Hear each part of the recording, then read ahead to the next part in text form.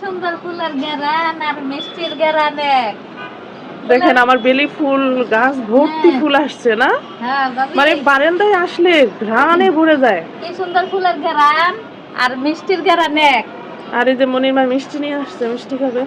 ফুলের ঘেরান আর মিষ্টির ঘেরানে দুটোটাই আমার পেট ফুলাইতাছে। কি সুন্দর বাতাস আর কত কত ফুল, এই দেখেন প্রত্যেকটা প্রচুর ফুল। ডগায় ডগায় ফুল। না অনেক ফুল, অনেক ফুল। আরো ফুল ফুইটা ঝরেও গেছে। এই যে এই যে এই যে এগুলা এগুলাতে ফুল ধরছিল, এগুলা ফুইটা ফুইটা বেলি ফুলের ঘেরানটাই ঝরে খুব গেছে। এই যে সুন্দর, দেখেন, দেখতেও সুন্দর, ঘেরানটাও সুন্দর। কত ঘেরান। আহ, এই যে এগুলা ফুটবে কালকে। যেটা কলি, যেটা কলি বেরিয়েছে, প্রচুর কলি বেরিয়েছে, এই যে কলি বেরিয়েছে, এই যে ফুল আরে আরে কলাই হয়েছে। কালার মিষ্টি কত মজা। ফুলের ঘেরান পাইতেছি আর কালার মিষ্টি খাইতেছি, কত সুন্দর না। হ্যাঁ ওই যে পিছনে আছে বেলি ফুলের গাছ আর ফুলে ভরা। বুন্দা বাবা মিষ্টি,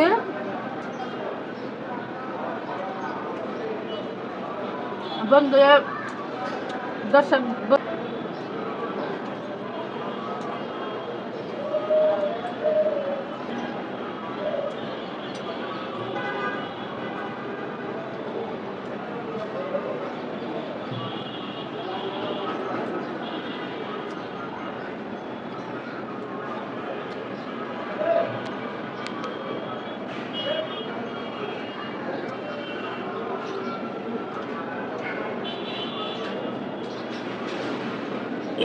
ব্যথা একটা হয়ে যেতেছে। মজা, মিষ্টি আর বুন্দা মজা, এত সাপ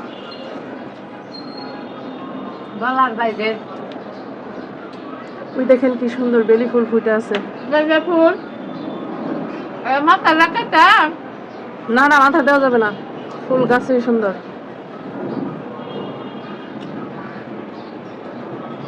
বেনি কাটা, বেনি মাথায় দিতাম।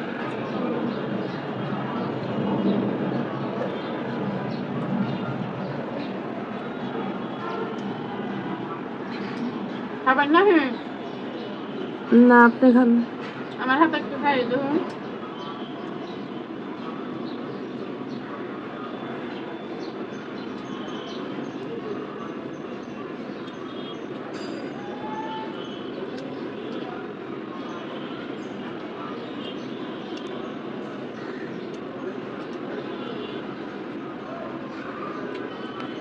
খাইলাম, মজার মজার খাওয়া মিষ্টি।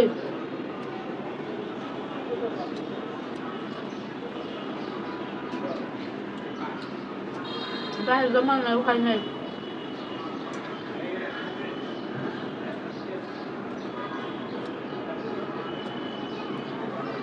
আচ্ছা মোটামুটি খাওয়া শেষ, আবার কাছে যা হবো। খুদা হাফেজ, আল্লাহ হাফেজ, আবার আসবো।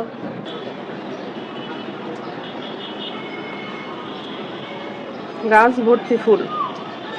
প্রচুর ফুল, ফুলের অভাব নাই। ভাল লাগবে আইসো, আমাকে জানাই দিও, আমি নিয়ে যাই দাও। এই দেখেন অবস্থা, এই দেখেন সে এইমাত্র মিষ্টি খাইয়া প্লেট নিয়ে পাকের ঘরে ঢুকবে, এই যে প্লেটটা ভাঙছে। আচ্ছা পড়ে গেছে, গান কি করতাম।